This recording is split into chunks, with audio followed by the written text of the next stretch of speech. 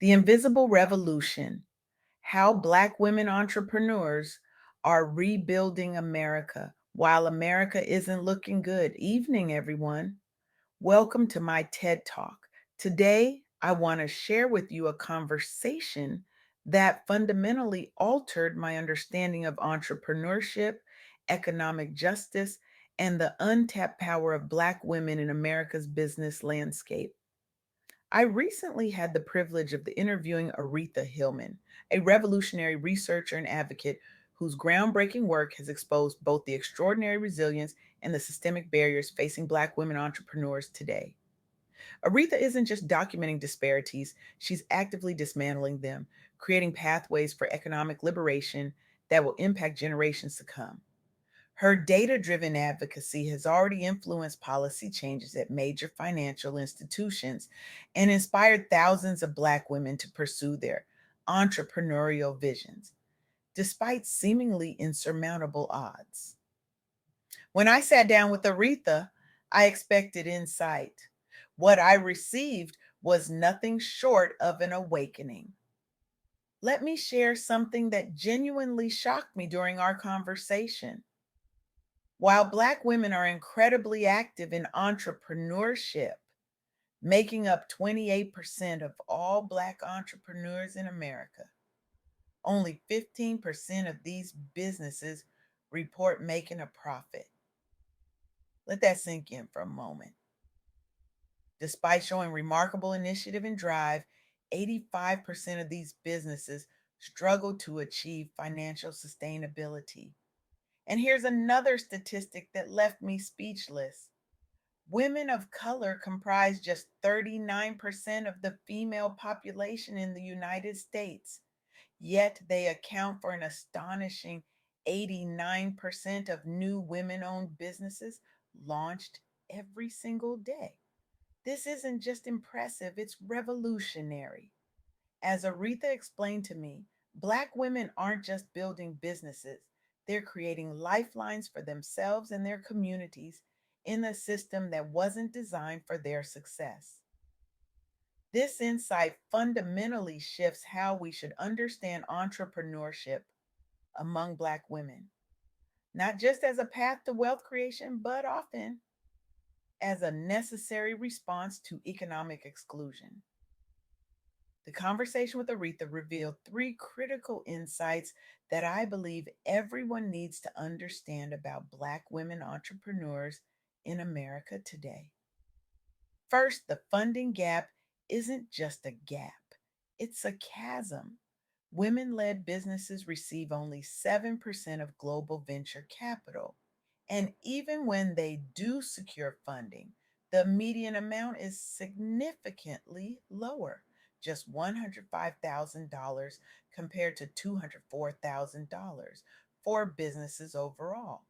This financial barrier isn't just an inconvenience, it's one of the most critical obstacles preventing sustainable growth for Black women entrepreneurs. As Aretha powerfully stated, capital isn't just money, it's opportunity, it's validation, it's the ability to weather storms and scale success.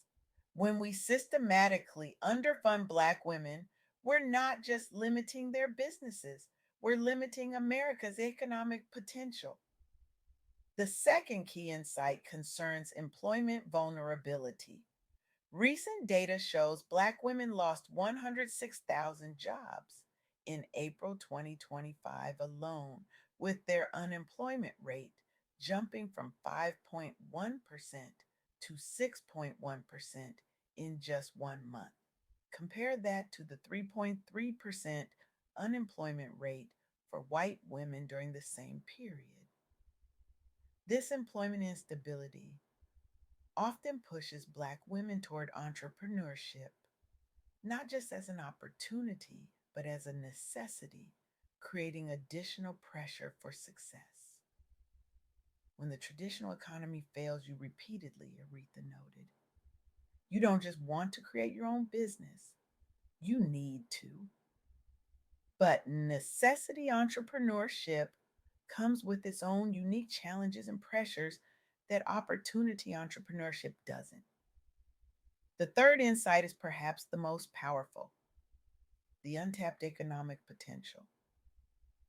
Despite all these challenges, businesses owned by women of color have grown at an impressive rate of 163%. Black women owned companies now account for 21% of all female owned businesses in the United States. This represents a powerful economic force that could transform communities if properly supported and invested in. Let me share with you some stories that illuminate these realities. Meet Jasmine, a former corporate executive who started her own consulting firm after being passed over for promotion 3 times while watching less qualified white colleagues advance. Despite having an MBA from a top university and a decade of experience, Jasmine struggled to secure initial funding.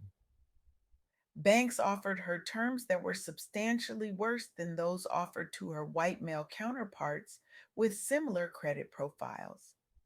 Yet today, her business employs 15 people, primarily women of color from her community. Jasmine's story reflects a broader pattern.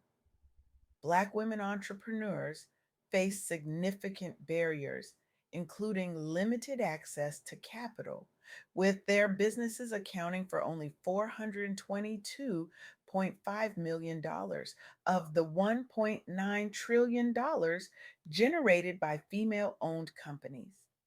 Additionally, they face higher unemployment rates, creating persistent financial instability. Yet, despite these obstacles, Black women have responded by creating businesses at unprecedented rates.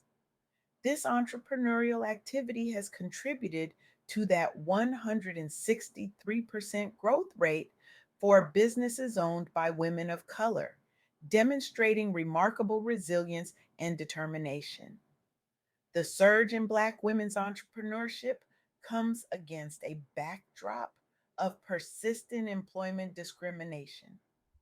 This employment vulnerability has historically pushed Black women to create their own opportunities when traditional doors remain closed. These businesses are creating economic opportunities in underserved communities and challenging traditional business paradigms, though profitability remains a significant challenge. Consider Maria's story. After securing what seemed like a significant investment for her tech startup, Maria discovered that the $105,000 she received was less than half the average funding for comparable businesses. Despite this underfunding, she managed to develop her product and bring it to market, though with significantly less marketing support and a smaller team than her competitors. Maria's experience reflects the global funding gap for women entrepreneurs. In one organization's 2023 portfolio, while women led businesses secured 55% of total investments, the median amount they received was just $105,000, substantially lower than the $204,000 median for all businesses. Some organizations have implemented targeted support programs to help dismantle these barriers and enable women to thrive as business leaders. Despite receiving less funding, women entrepreneurs have shown remarkable resilience, with women owning 1/3 of all formal micro, small, and medium enterprises worldwide. The funding gap stems from deep rooted gender biases that restrict women's access to crucial resources like mentorship, networks, and finance. Globally, women are 20% less likely than men to feel confident in their business skills. Yet, women entrepreneurs have achieved higher startup rates in low income regions despite these challenges, demonstrating extraordinary determination. Then there's Tanya, who started her business after being laid off during a corporate restructuring. As a single mother with limited savings, entrepreneurship wasn't just a dream, it was survival. Tanya's story mirrors the employment vulnerability many Black women face. Recent labor statistics show Black women lost those 106,000 jobs in April 2025, with their unemployment rate rising to 6.1% compared to just 3.3% for white women. In response to this employment vulnerability, many Black women have turned to entrepreneurship as an alternative path to economic security.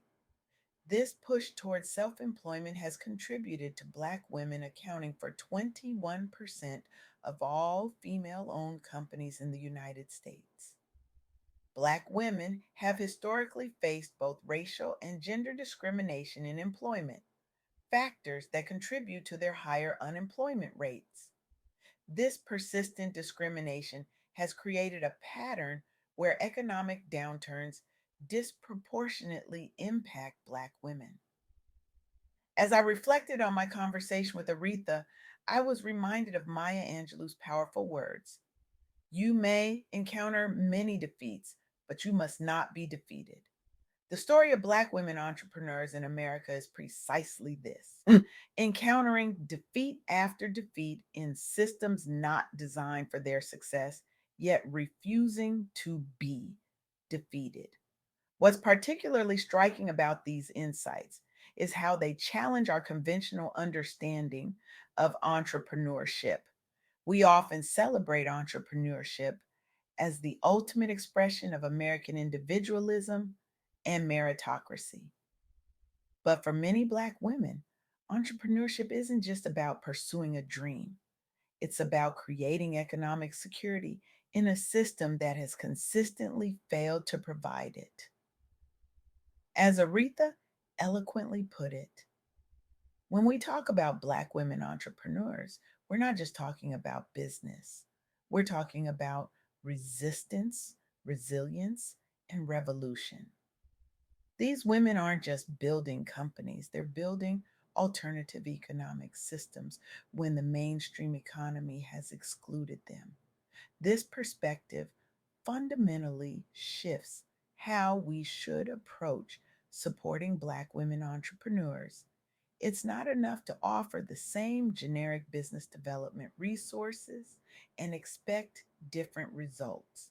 We need targeted interventions that address the specific compounding barriers Black women face.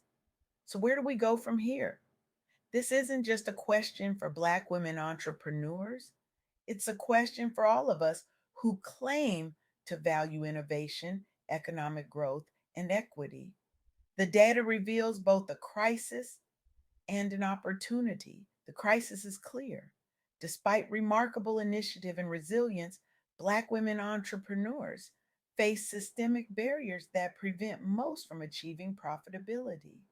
The opportunity is equally clear. If we remove these barriers and provide appropriate support, we could unleash an extraordinary engine of economic growth and community transformation.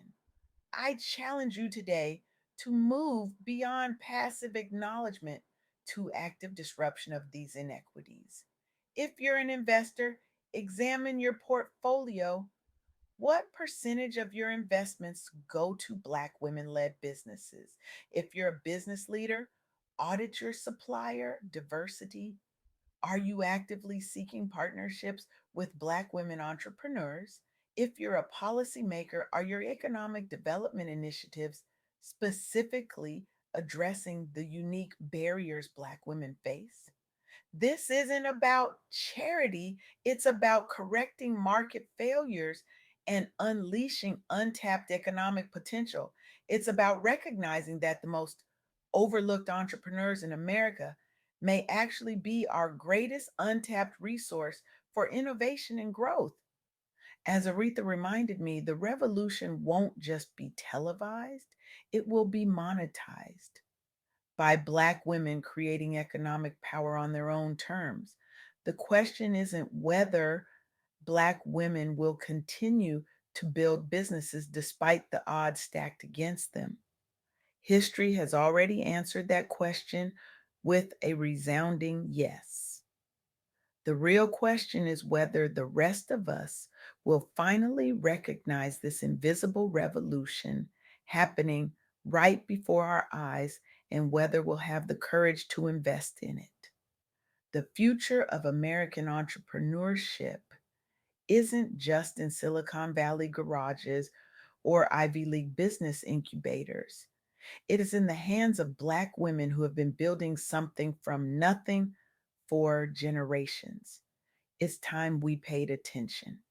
Thank you.